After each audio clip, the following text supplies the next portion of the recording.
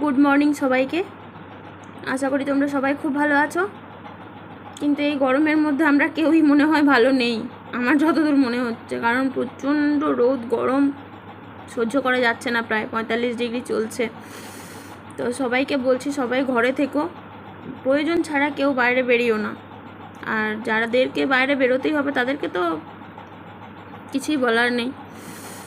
তো সেরকমই আমাদের রোজকার একটা কাজ করতেই হয় মেয়েদের, যে কি রান্না করব। তো ঝিঙের রেসিপিতে কোনো জল থাকবে না, কিন্তু আজকের এটাই, যে এই রেসিপিটা হবে পুরো জল ছাড়া। তো আমরা কি দেখে নিই যে আমরা কি নিয়েছি এখানে।